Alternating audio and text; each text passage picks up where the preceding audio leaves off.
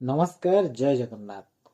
गप आरंभ करने पूर्व आपन को से पुराणा कथाटे मन पकईदेवाई चाहूँगी। जदि आपण पाखे किसी गप अच्छी से गप को आप सारा ओडावासी को शुणाई चाहते तेज स्क्रीन रे आसुवा मेल रे आपण गप को निश्चय सेयार करूँ। एवं आसतु शुणा आज गप चादर। बार्धक्य भत्ता पाइबा परे मालती सेथिरु लुचेई रखिछि 500 टंका। जेमिति हेले गुटे बड़ चादर किणिब एथर। बाकी पैसा सबू बड़ पुओ बोहू आसु आसु हाथरू छड़े नहीं जाते। औषध किणिब बुली मिछ कही रखिछि ए टंका। गुटे पॉलिथिन रे गुड़ेई लुगा भितरे काठ सिंदुकरे ताला पकेई रखिछि। बाहागर बेले ए सिंदुकटी को से आनिथिला।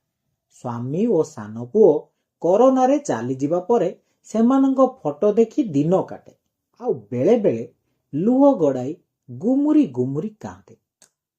गुड़रे आंठू गोटी बात हेबारु आउ ठीक रे चाली पारुनी मालती। आखी को भी तार झापसा देखा जाउछ।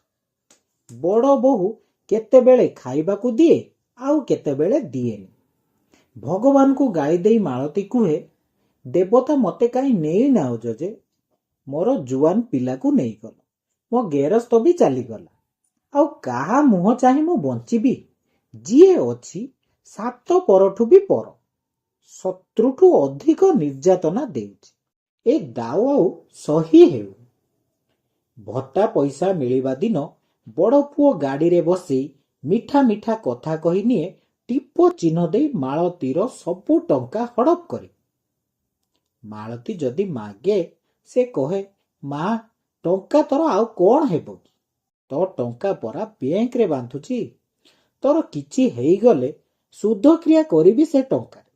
केते बड़ गां देखुछु तो भोजी देले केते खर्च हेबो।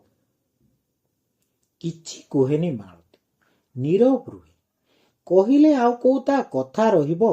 से ए घरर आउ कौन जे दिन थिला।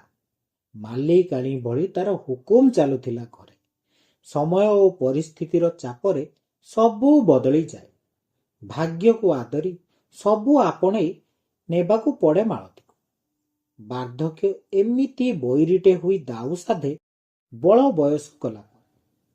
शरीर क्षण हेला परे मृत्यु को निमंत्रण करबाकू हुए काहा काहा जीवन रे। पुओ बोहू को नहीं ससुर घर को बुली जाइथिला बेले काठ सिंदुकरू बाहर कला 500 टंका। गाँ को गाँ बिकाली बिक्री करी आसीथिला बेले सेमानको पाखरु किनिथिला गुटे मोटा कला धला रंगर चादर। किनी सारी भारी जत्न रे चारी चौता करी पुणी नहीं रखीदेला सिंदुक भितरे। पुओ बोहू राति रे सुईगला परे धीरे किणा बाहर करी घुड़े हुई पुणी सकाळ पाहिबा पूर्वरु नहीं थुई देउथाए ताकू। अति जत्न रे थुए मालती। काहाकू जना नथाए एकथा। दांड पिंडाटी रे सपोटिए सह किछिटा लुगा गुड़े हुई सुउथाए। किछि दिन हेबो लगातार झाड़ा लागी रहिला मालती। को चालिकी जाई पारुछि से। पुओ बोहू को कहिले को बा सुनिबे। नाती श्रवण को डाकिबारु से आसे। धीरे धीरे हाथ धरी नहीं जाए पायखाना जाए। आउ आनिकी पुणी शुणेई दिए मालती को ता जागारे। मालती धीरे धीरे दुर्बल अनुभव करुछि। जलीय अंश धीरे धीरे देहरु तार कमी जाउछि। बड़ बहु खूब विरक्त हुए एसबु देखी। श्रवण को भी मना करे। कुहे से बुढ़ी पाखक जीवुनी। केते असना रहुछि देखुनु। बुढ़ीटा मरुनी काहींकी केजाने। केउ जन्मर कर्मफल भोगुछि केजाने। मालती कान को अल्प अल्प शुभिले भी शुणी पारे बड़ बोहूर से कटु कथा गुड़ाक। कानरे लुहा रोड पशिगला परी ताकू लागे। आखि को लुह जकई आसे आउ धार धार हेकी बोही जाए। मालती भावे गुटे झीओटीए नथांता मोर ए घर छाड़ी चली जाइथांती ता पाखकू। से मार दुख देखी कौन एमिति छाड़ी देइथांता। आसी जाइथांता पाखकू माँ माँ कही। 16 सोमवार व्रत रखी पुओटीए जन्म देली जे भारी बोलकरा हुईगला। केमिति ता हृदय सहुची केजाने। मते अवस्थारे ଏତେ ଶୀତରେ ଦାଣ୍ଡ ପିଣ୍ଡାରେ ଛାଡ଼ି ଦେଉଛି। ହଉ ଈଶ୍ୱର ମୋ ପିଲାମାନଙ୍କୁ ଭଲରେ ରଖିଥାନ୍ତୁ କହି ଶୁଭ ମନାସିଥାଏ ମାଳତୀ। ମାର ହୃଦୟ ଯେ ସେଦିନ କିଛି ନ ଖାଇ ସେମିତି ଶୋଇଗଲା। ଖାଇବା ସେମିତି ଥୁଆ ହୋଇଥାଏ ଘୋଡ଼େଇ। ମେଡିସିନ ନ ଖାଇବାରୁ ଅବସ୍ଥା ଆହୁରି ଖରାପ ଦିଗକୁ ଗତି କଲା। ମାଳତୀ ପାଖରେ ଆଉ ବଳ ନାହିଁ ସେ ସିନ୍ଧୁକ ପାଖକୁ ଯାଇ ଚାଦର ଆଣି ଘୋଡ଼େଇ ହୋଇ ଶୋଇବ ବୋଲି। ସେଦିନ ଆଉ ସେ ଶୋଇଲାନି। ପୁରୁଣା କଥା ମନେ ପକେଇ ନିଜେ ନିଜ ସହ କଥା ହୋଇ ସକେଇ ସକେଇ ହୋଇ କାନ୍ଦୁଥିଲା। ବଡ଼ ବୋହୂ ସକାଳେ ଉଠି ଦେଖେ ତ ବୁଢ଼ୀ ରହୁଥିବା ଜାଗାରୁ ଦୁର୍ଗନ୍ଧ ଭାସି ଆସୁଛି।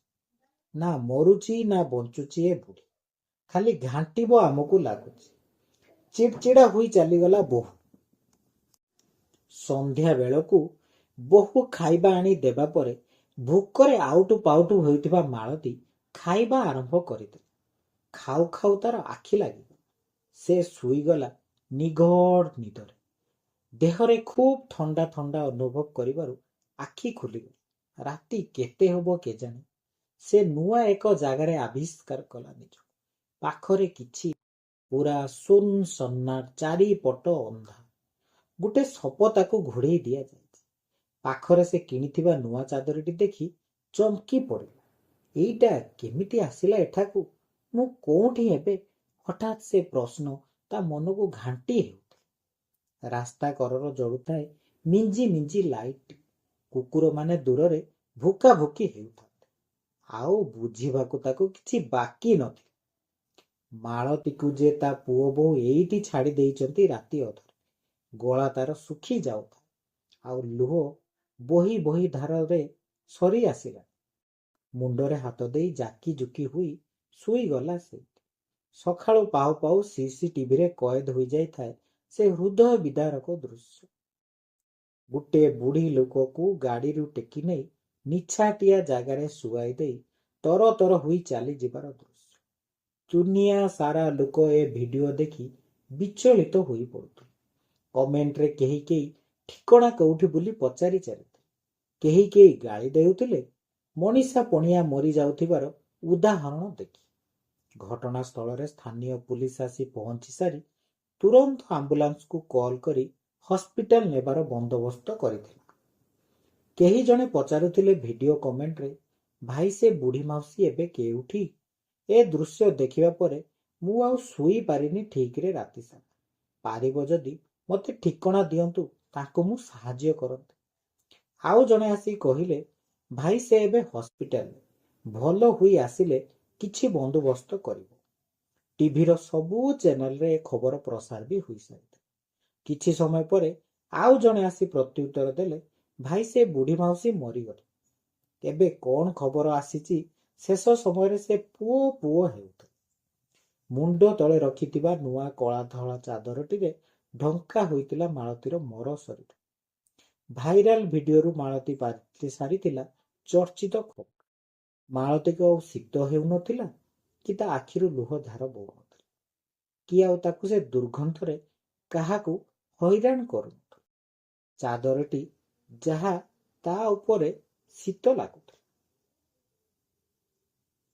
ଆମକୁ କମେଣ୍ଟ ସେକ୍ସନରେ এই ଗପଟି କେମିତି ଲାଗିଲା ନିଶ୍ଚୟ ଜଣାନ୍ତୁ।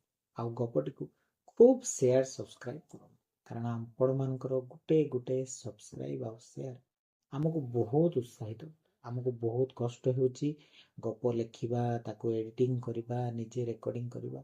ତେଣୁ ଆପଣମାନଙ୍କର ଗୋଟେ ଗୋଟେ ସେୟାର ସବସ୍କ୍ରାଇବ ଆମକୁ ଆଗକୁ ନିଶ୍ଚୟ ବଢ଼ାଏ।